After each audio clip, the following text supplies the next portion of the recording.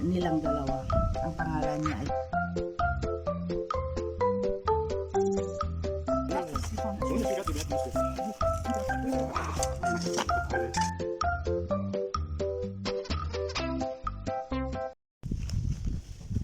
Good morning po. Naglagay ako ng ano dyan, kortina para hindi pumasok yung init ng araw. Good morning po. Kumusta po kayo? Magyawyawan tayo dito. Lahat kami hindi nakatulog. Malungkot po yung araw natin today, umagang umaga. From yesterday actually, na malungkot ang lahat. Una sa lahat, yawyawan tayo. Umagang kay ganda, yawyawan. May mga vlogs ako noon na na-share ko sa inyo ng mga nakaraan na hindi po ako cat lover. Ang kwentong ito ay para sa mga cat lovers. So yun na nga po, doon sa syudad, sa baba ng building namin, maraming mga pusa doon. Mga 7, 8, 9 ganoon, dahil mayroong isang ali doon na mapagmahal siya talaga sa pusa. Tapos ang ginagawa niya tuwing umaga ay nagpapakain ng mga pusa, dahil ang mga pusa kasi once na pinakain mo sila, babalik at babalik sila. So yun ang umpisa noon. Maraming pusa doon sa building namin. Tapos nakiusap itong 3 kong anak, dahil mga cat lovers sila. Nakiusap sila sa akin na mag-ampon kami ng isa. Tapos talagang pinipilit nila ako. Sabi ko, ayoko talaga sa pusa. Pag dumadating ako noon, galing sa labas, tapos maraming nakapaligid na pusa sa may baba ng building namin, binubulyawan ko sila. Yung minsan tumatakbo kaagad ako sa building para hindi ko makita yung mga pusa. Talagang hit na hit po ang mga pusa.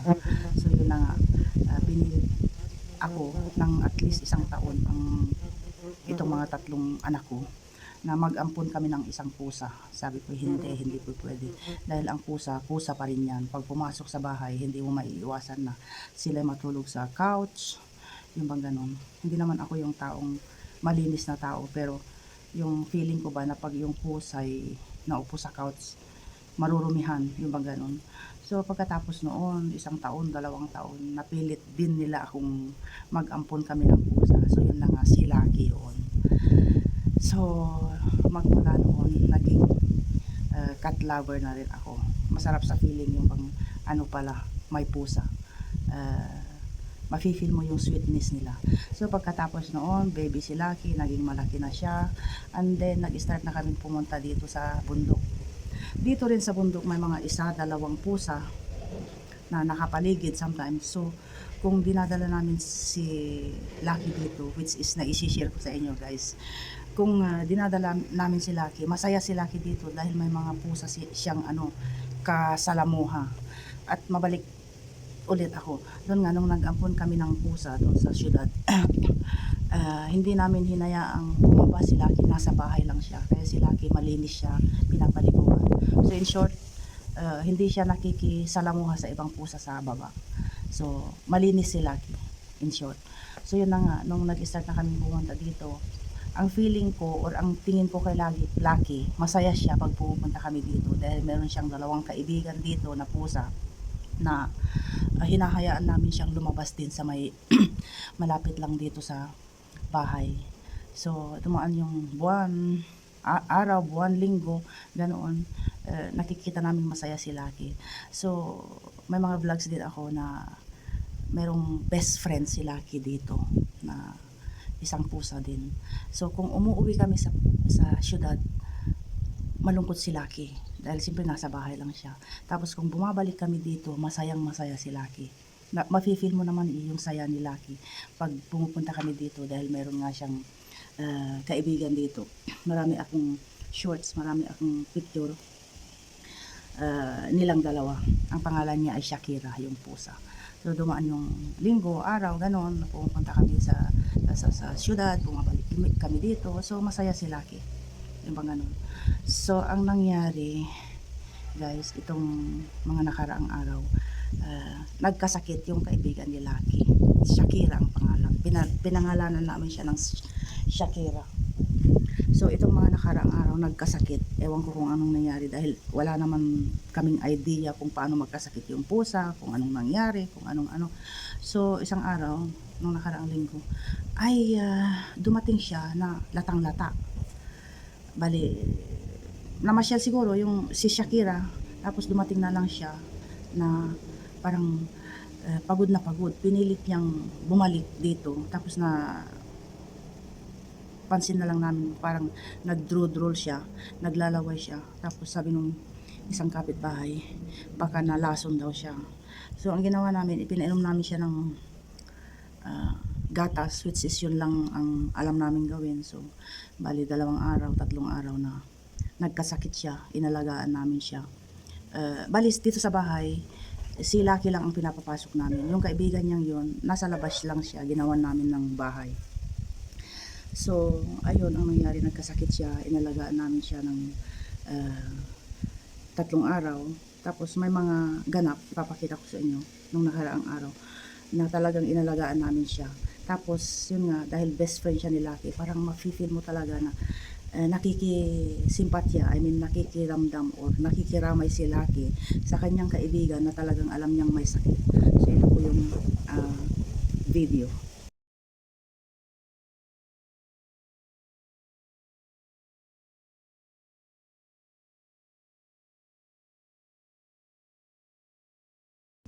So yun po.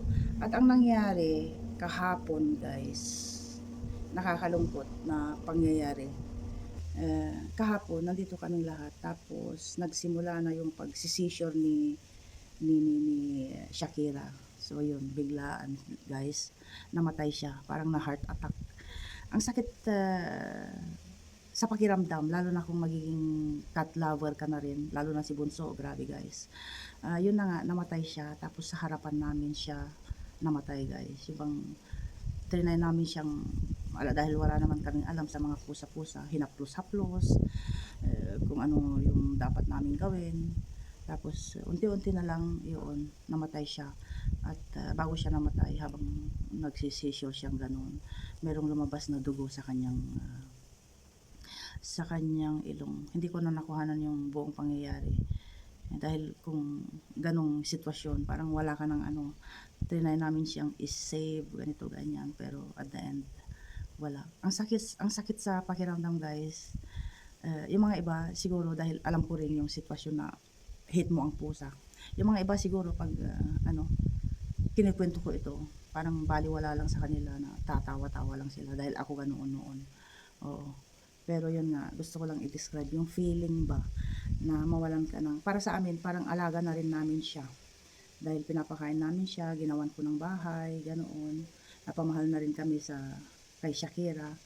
At higit sa lahat, ako'y malungkot para kay Lucky. Para kay Lucky.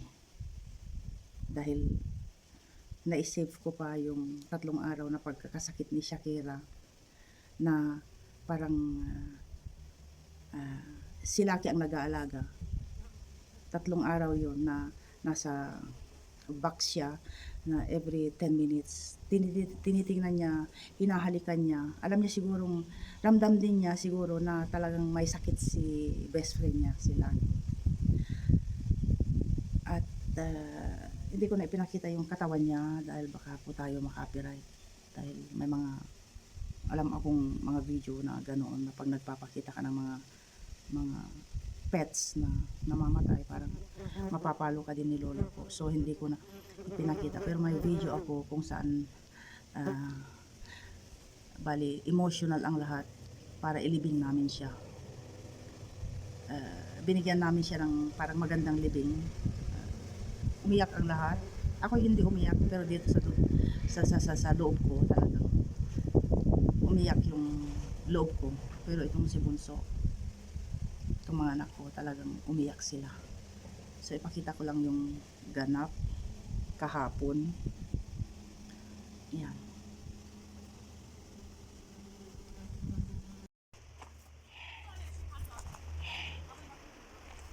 ما حاطين ناقه على ايش يعني؟ I sent this for جوجو. هلا بابا طيب ما قدرت تصور حرام. جوجو شو شافته شهر طيب. وين مربيته جوجو؟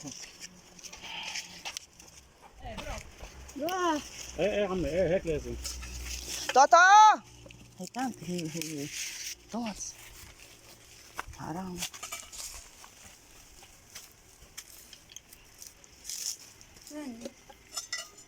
بس يا جهاد ما بقى بدنا نحط رمل لحتى ما تطلع ريحه عليكم.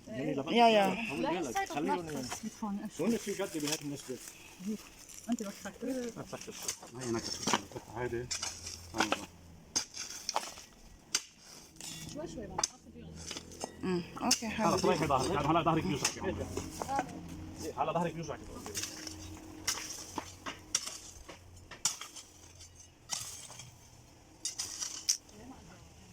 ما صار يبكي انا نزلت اجيبه قلت له صار تبكي قال لي لا نزل وفحص انا بعرف هيك شو. If you see how much, I see him, me I'm the one who cry.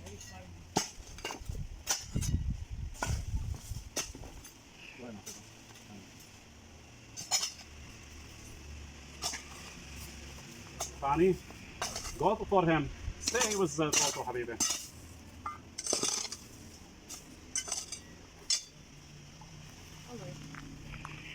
حط حجرة كبيرة. لحظة روح روح